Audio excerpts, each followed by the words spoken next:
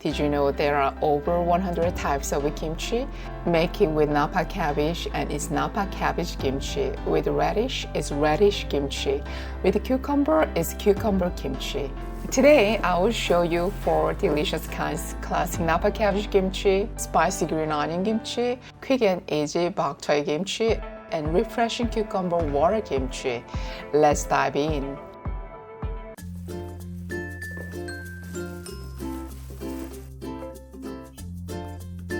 The cabbage we are using today weighs 5 pounds.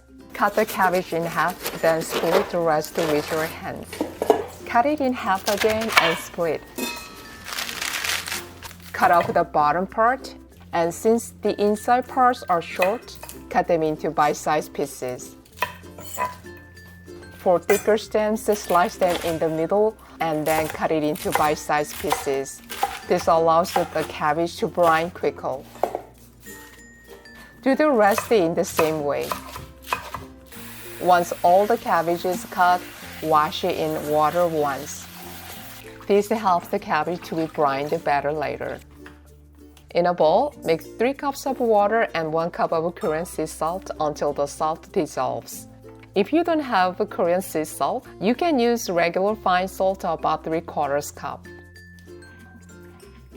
Place the washed cabbage in a large bowl and sprinkle a little salt water over it. Add more cabbage and sprinkle more salt water. Pour the remaining salt water over and add any undissolved salt on top and mix a little. Let it sit for about an hour, turning it over halfway through. 30 minutes later, turn it over. 30 minutes later, the cabbage should be well brined. It's better to have the stems crunchy rather than bent when eating, as it won't taste too salty. Rinse the cabbage twice in water and drain well. While draining, let's make the kimchi seasoning. Add about a handful of chives or green onions. Today, I will use chives. Slice them to an appropriate length. Here are the ingredients for the kimchi seasoning. Let's put everything into a blender. Add a half a chopped onion. Use 1 small onion or half a large onion. Here's a half of a large apple chopped. Likewise, use 1 small apple or half a large apple. Today, instead of using flour paste, I will use a half cup of rice. If making flour paste is inconvenient, you can use leftover rice from home. Add 10 cloves of garlic, a little ginger, 2 tablespoons of salted shrimp, half a cup of fish sauce, and 2 tablespoons of honey. You can use sugar instead of honey. Blend well.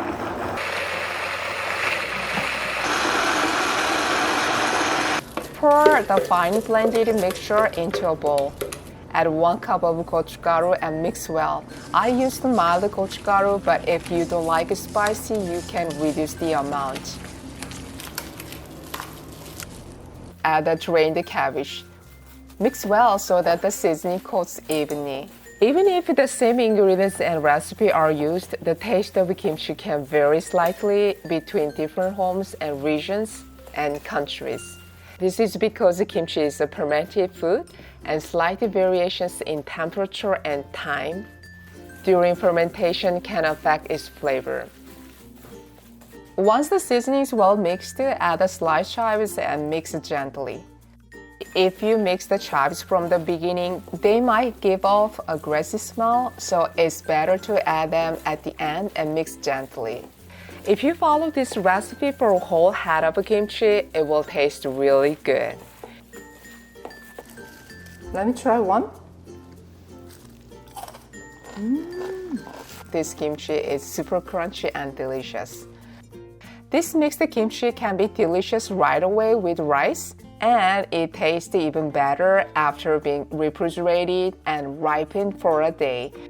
Fast, easy, and delicious kimchi is done.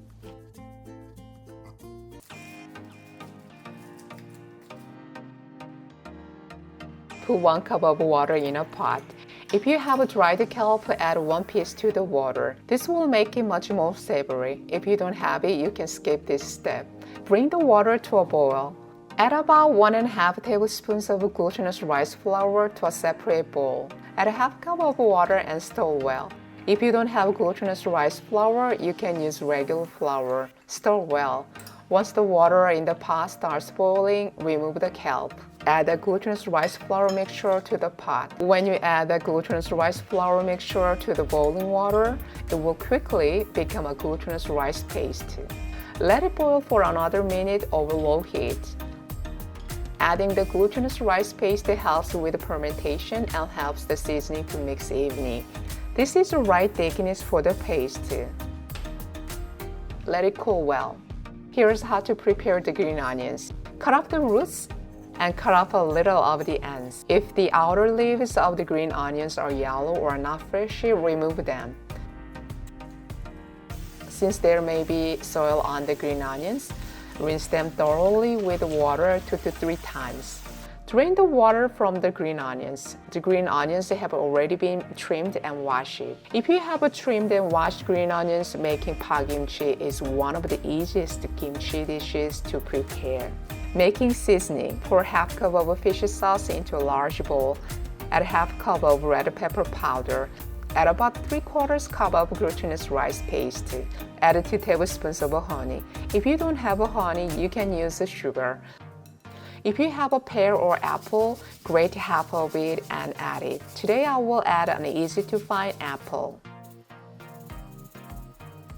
Add a little bit of ground ginger. If you add too much ginger, it may become bitter. Since green onions have a slightly spicy taste, it's better to make the seasoning a little bit salty and sweet.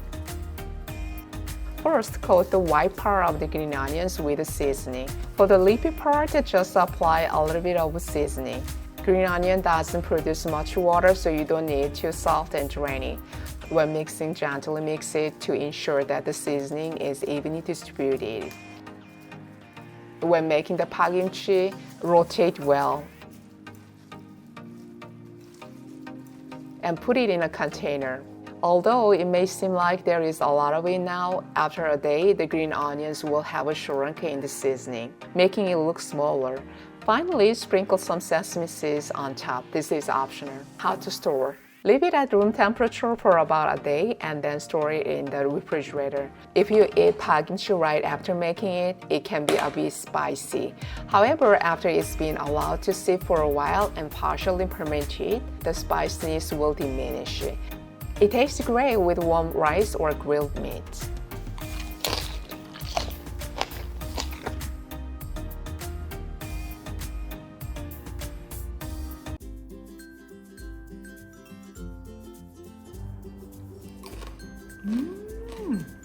We'll need about 2 pounds of bok choy. That's around 8 to 9 large heads. Before washing, cut off the bottom to separate the leaves.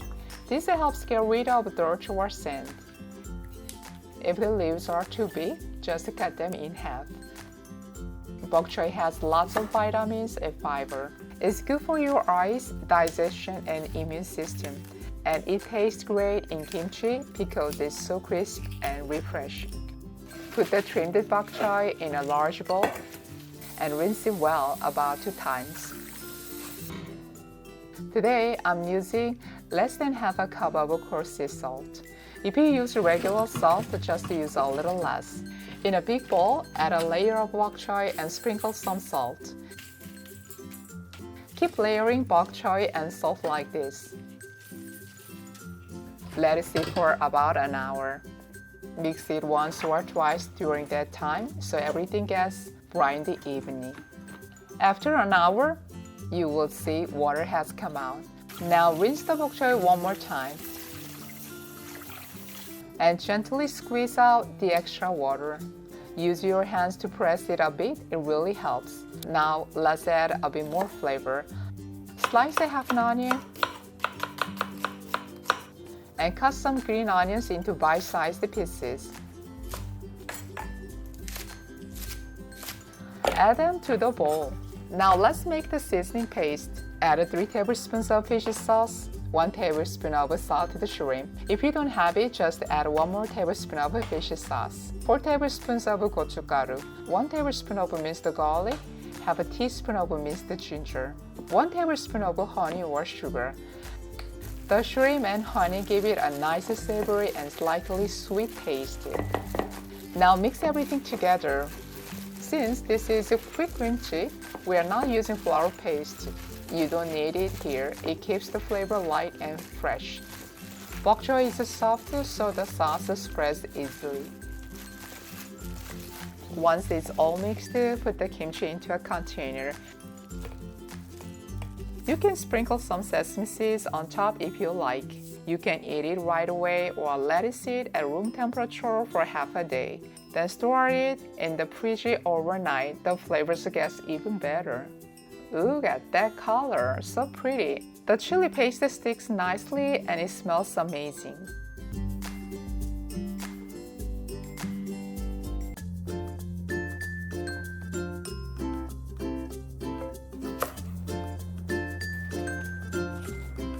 Cut the cabbage into bite-sized pieces.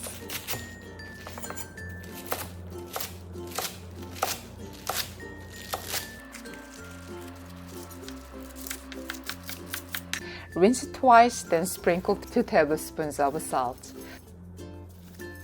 Mix well and let it sit for 30 minutes.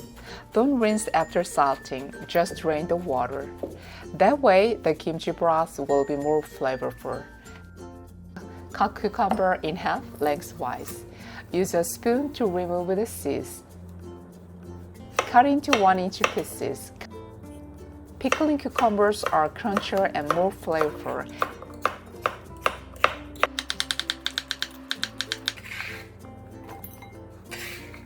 Add 1 tablespoon of salt.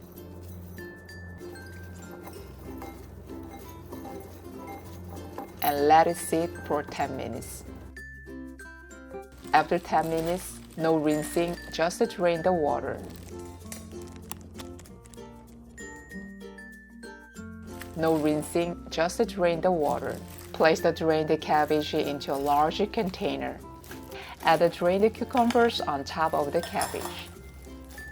Slice the red and yellow bell peppers into bite-sized pieces. The peppers add a crunch, color, and mild sweetness. Add them all into the container. Cut the scallions into 1-inch lengths. In a blender, add a half onion, 2 tablespoons of cooked rice, and 2 cups of water. Blend well. Now let's season the broth. Add 1 tablespoon of minced garlic. It gives that classic kimchi flavor.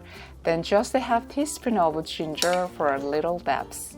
Next, 1.5 tablespoons of salt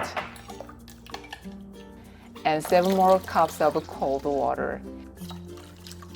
Pour 2 cups of pear juice. If fresh pears aren't in season, no worries. Store-bought pear juice works well. And if you can't find that, apple juice is a great substitute too. Want it a bit sweeter? Add 1 tablespoon of sugar, totally optional. And the broth is ready. Strain again and pour the clear broth over the prepared vegetables. Straining keeps the broth clean and fresh looking. Leave the kimchi at room temperature for 1 day, then move it to the fridge. After a day or 2, the broth gets a cool, slightly tangy flavor. It's best to enjoy it within 2 weeks while the cucumbers are still crunchy. Cool, crunchy, healthy cucumber kimchi is done. Try it with some fresh cucumbers this season. Did you like the recipe? I will see you next week. 감사합니다. 안녕히 계세요. Bye bye.